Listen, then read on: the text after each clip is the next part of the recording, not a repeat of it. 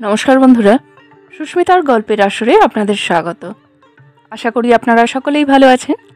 আমি আজকে পড়ে শোনাচ্ছি শ্রী বনফুলের লেখা একটি ছোট গল্প, দুধের দাম। তো চলুন শুরু করি আজকের গল্প, দুধের দাম। লেখক বনফুল, বলাই চাঁদ মুখোপাধ্যায়। ট্রেন আসিয়াছিল। কয়েকটি সুবেশা সুতন্নী সুরূপা যুবতী স্টেশনে আসিয়াছিলেন। তাহাদেরই আশেপাশে কয়েকজন বাঙালি ছোকরাও, কেহ অন্যমনস্কভাবে, কেহ বা জ্ঞাতসারে ঘোরাফেরা করিতেছিল। ভিড়ের মধ্যে এক বৃদ্ধা যে একজনের হোল্ড অলের স্ট্র্যাপে পা আটকাইয়া পড়িয়া গেলেন, তাহা কেহ লক্ষ্য করিল না। করিবার কথা নয়। বিদেশ আগত শিভলারি জিনিসটা যুবতীদের কেন্দ্র করিয়াই বিকশিত হয়। সকলে অবশ্য যুবতীদিগকে লইয়া প্রকাশ্যে বা অপ্রকাশ্যে ব্যস্ত ছিলেন না। যাহার হোল্ড অলের স্ট্র্যাপে পা আটকাইয়া বুড়ি পড়িয়া গেলেন, তিনি শিক্ষিত ভদ্রলোক, কাছেই ছিলেন। তিনি বুড়িকে সধমক উপদেশ দিলেন একটা, পথ দেখে চলতে পারো না? আরেকটু হলেই আমার স্ট্র্যাপটা ছিঁড়ে যেত যে। বুড়ির ডান পাটা বেশ মচকাইয়া ছিল, তবু তিনি খোঁড়াইয়া খোঁড়াইয়া প্ল্যাটফর্মময় ছোটাছুটি করিতে লাগিলেন। তাহাকে একটা স্থান সংগ্রহ করিতে হইবে। অসম্ভব, ট্রেন বেশিক্ষণ থামিবেও না। হুড়মুড় করিয়া তিনি শেষে একটি সেকেলে ইন্টার ক্লাসে উঠিয়া পড়িলেন। যথারীতি সকলে হাঁ হাঁ করিয়া উঠিল। বর্তমানে অবশ্য ইন্টার ক্লাসের নাম বদলাইয়া সেকেন্ড ক্লাস হইয়াছে। একজন বাঙালি ভদ্রলোক ইচ্ছা করিলে একটু সরিয়া বসিয়া জায়গা করিয়া দিতে পারিতেন। তিনি জিনিসপত্র সমেত একটু বেশ ছড়াইয়া বসিয়াছিলেন, কিন্তু তিনি সরিয়া বসিলেন না, উপদেশ দিলেন। উঠলে তো, এখন বসবে কোথায় বাছা? আমি নিচে তোমাদের পায়ের কাছে একটু সরে বসবো বাবা, দুটো স্টেশন মাত্র, তারপরে নেমে যাব। বেশিক্ষণ অসুবিধে করব না তোমাদের। বুড়ি তাহার পায়ের কাছেই তাহার জুতো জোড়া সরাইয়া দিয়া বসিয়া পড়িলেন। অসুবিধা তেমন কিছু হইল না, কারণ বৃদ্ধা ছোটখাটো আয়তনের মানুষ গুটিসুটি মারিয়াই বসিয়াছিলেন। একটু পরেই কিন্তু তিনি অস্বস্তি বোধ করিতে লাগিলেন। যে পায়ে স্ট্র্যাপটা আটকাইয়া গিয়াছিল, সেই পাটা বেশ ব্যথা করিতে লাগিল। চাহিয়া দেখিলেন পা ফুলিয়া উঠিয়াছে। তাহার ভাবনা হইল, নামিবেন কি করিয়া? আর 2 স্টেশন পরেই তো শুধু নামিতে হইবে না, আরও একটা ট্রেনে উঠিতে হইবে, অথচ পা নাড়িতে পারিতেছেন না। দাঁড়ানোই যাইবে না যে।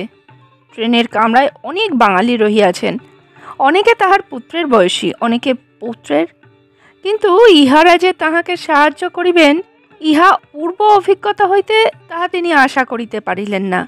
তবু হয়তো ইহাদের সাহায্য ভিক্ষা করিতে হইবে। উপায় কি? বৃদ্ধা যে স্টেশনে নামিবেন, সে স্টেশন একটু পরেই আসিয়া পড়িল। প্যাসেঞ্জাররা হুড়মুড় করিয়া সবাই নামিতে লাগিলেন। বুড়ির দিকে কেহ ফিরিয়াও চাহিল না। আমাকে একটু নামিয়ে দাও না বাবা, উঠে দাঁড়াতে পারছি না আমি। বুড়ির এই করুণ অনুরোধ সকলেরই কর্ণকুহরে প্রবেশ করিল, কিন্তু অধিকাংশই ভান করিলেন যেন কিছুই শুনিতে পান নাই। একজন বলিল, ভিখিরি মাগির আসপর্দা দেখেছেন? যাচ্ছে তো উইদাউট টিকিটে, তার উপর আবার। তিনি বৃদ্ধাকে ভিখারিনী মনে করিয়াছিলেন। বৃদ্ধা কিন্তু ভিখারিনী নন, তাহার টিকিট ছিল, সেকেন্ড ক্লাসের টিকিট ছিল। আরেকজন বিজ্ঞ মন্তব্য করিলেন, এইসব হেল্পলেস বুড়িকে রাস্তায় একা ছেড়ে দিয়েছে, আর স্বামী ছেলে নেই নাকি? আশ্চর্য কাণ্ড। সিগারেটে টান দিতে দিতে তিনিও নামিয়া গেলেন। গাড়িতে যাহারা রহিলেন, তাহাদের মধ্যে জন 2 টিফিন ক্যারিয়ার খুলিয়া আহারে মন দিয়াছিল।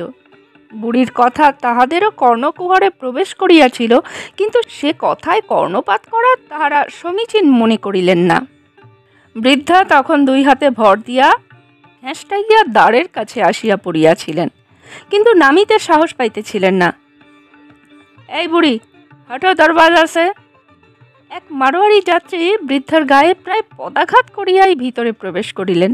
তাহার পিছনে এক বলিষ্ঠকায় যুবক কুলি, তাহার মাথায় সুটকেস হোল্ডল। কুলির পিছনে চপ্পল পায়ে নীল চশমা পরা লক্কা গোছের এক ছোকরা। সে ভঙ্গি ভরে বলিল, দয়াময়ী, পথ ছাড়ুন, দরজার কাছে বসে কেন? পায়ে লেগেছে বড্ড বাবা, নামতে পারছি নে। ও, দেখি একটা স্ট্রেচার আনতে পারি কিনা। ছোকরা অন্তর্ধান করিল, আর ফিরিল না। সে বলিষ্ঠ কুলিটা মাল মাথায় করিয়া ভিতরে ঢুকিয়াছিল। সে বাহিরে যাইবার জন্য দ্বারের কাছে আসিয়া দাঁড়াইল। মাইজি, कृपा करके थोड़ा हटके बैठिए, आने जाने का रास्ता पर काहे बैठ गए। বৃদ্ধা ফুঁপাইয়া কাঁদিয়া উঠিলেন। আমি নামতে পারছি নে বাবা, পায়ে চোট লেগেছে। अब कहाँ जाएगा?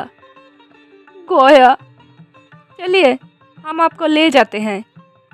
বলিষ্ঠ বয়স্ক ব্যক্তি যেমন করিয়া ছোট শিশুকে দুই হাতে করিয়া বুকের উপর তুলিয়া লয়, কুলিটা সেইভাবে বৃদ্ধাকে বুকে তুলিয়া লইল। সোজা লইয়া গেল ফার্স্ট ক্লাস ওয়েটিং রুমে। आप यहाँ पर बैठिए माँ जी, गया पैसेंजर का थोड़ा देरी है, हम ठीक टाइम पर आके आपको ट्रेन में चढ़ा देंगे। বৃদ্ধা ওয়েটিং রুমের মেঝেতেই উপবেশন করিলেন। যে দুটি ইজি চেয়ার ছিল সেই দুইটিতে সাহেবী পোশাক পরা দুইজন বঙ্গ সন্তান হাতলের উপর পা তুলিয়া দিয়া লম্বা হইয়া শুইয়াছিলেন। একজন পড়িতেছিলেন খবরের কাগজ, আর একজন একখানি ইংরাজি বই। বইটির মলাটের উপর অর্ধনগ্না হাস্যমুখী যে নারী মূর্তিটি ছিল, বৃদ্ধার মনে হইল সেটি যেন তাহার দিকে চাহিয়া ব্যঙ্গের হাসি হাসিতেছে। সম্ভবত আলোচনাটা পূর্বেই হইতেছিল, পুনরায় আরম্ভ হইল। শিবলারি আমাদের দেশেও ছিল। ন্যায্যস্তু যত্র পূজ্যন্তে রমন্তে তত্র দেবতা, একথা আমাদের মনুতেই লেখা আছে মশাই। যিনি নারী মূর্তি সংবলিত ইংরেজি মাসিক পত্রিকা পড়িতেছিলেন, তিনি সম্ভবত এ খবর জানিতেন না, উঠিয়া বসিলেন। বলেন কি, এ কথা জানলে বেটাকে ছাড়তুম নাকি?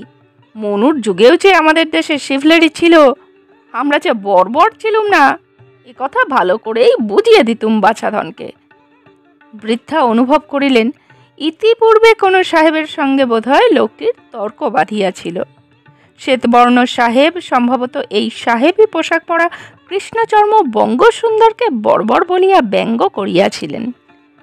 বৃদ্ধা মনে মনে বলিলেন, তোমরা বর্বরই বাছা।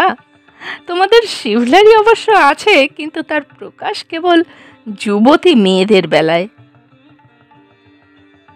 বৃদ্ধার বাংলা, সংস্কৃত এবং ইংরেজিতে কিঞ্চিৎ দখল ছিল। সেকেলের বেথুন স্কুলে পড়িয়াছিলেন। হঠাৎ দ্বিতীয় ভদ্রলোকটি বৃদ্ধাকে দেখিতে পাইলেন। আরে, এ আবার কোত্থেকে এসে জুটল এখানে? কোনো ভিখিরি টিকিটি হবে বোধহয়। প্রথম ভদ্রলোক আন্দাজ করিলেন, সত্যি ভিখিরিতে ভরে গেল দেশটা। স্বাধীনতার পর ভিখিরির সংখ্যাও আরো বেড়েছে। সবাই আবার মুখ ফুটে চাইতেও পারে না। দেখা গেল ভদ্রলোকটি একটি পয়সা বাহির করিয়া বুড়ির দিকে ছড়িয়া দিলেন। নির্বাক হইয়া বসিয়া রহিলেন বৃদ্ধা। পয়সাটা তুলে নাও, পয়সাটা তোমাকেই দিলাম। বৃদ্ধা তবু কোনো কথা বলিলেন না। দাতা ভদ্রলোকের সন্দেহ হইল বোধহয় বুড়ি বাঙালি নয়, তখন রাষ্ট্রভাষা ব্যবহার করিলেন। চাকুরির অনুরোধে কিছুদিন পূর্বেই রাষ্ট্রভাষা পরীক্ষায় তিনি পাশ করিয়াছেন। পয়সা উঠালো তুমকো দিয়া। তখন বৃদ্ধা পরিষ্কার বাংলায় বলিলেন, আমি ভিখারি নই বাবা, আমি আপনাদের মতন একজন প্যাসেঞ্জার। এখানে কেন? এটা যে আপার ক্লাস ওয়েটিং রুম। আমারও সেকেন্ড ক্লাসের টিকিট আছে বাবা। পর মুহূর্তে সেই বলিষ্ঠ কুলিটি দ্বার প্রান্তে দেখা দিল। চলিয়ে মাইজি, গয়া প্যাসেঞ্জার আ গিয়া। তাহার বলিষ্ঠ বাহুর দ্বারা পুনরায় বৃদ্ধাকে শিশুর মতো বুকে তুলিয়া লইয়া বাহির হইয়া গেল। গয়া প্যাসেঞ্জারে একটু ভিড় ছিল, কিন্তু কুলিটি বলিষ্ঠ, শক্তির জয় সর্বত্র। সে ধমক ধমক দিয়া বুড়িকে একটা বেঞ্চের কোণে স্থান করিয়া দিতে সমর্থ হইল। বৃদ্ধা তাহাকে 2টি টাকা বাহির করিয়া দিলেন। এই প্রসঙ্গে কুলির সহিত হিন্দিতে যে কথাবার্তা হইল তাহার সারমর্ম এই, আমার মজুরি 8 আনা, 2 টাকা দিচ্ছেন কেন? তুমি আমার জন্য এত করলে বাবা, তাই বেশি দিলুম। না মাইজি, আমাকে মাফ করবেন, আমি ধর্ম বিক্রি করি না। তুমি আমার ছেলে বাবা, ছেলের কাজই করেছ।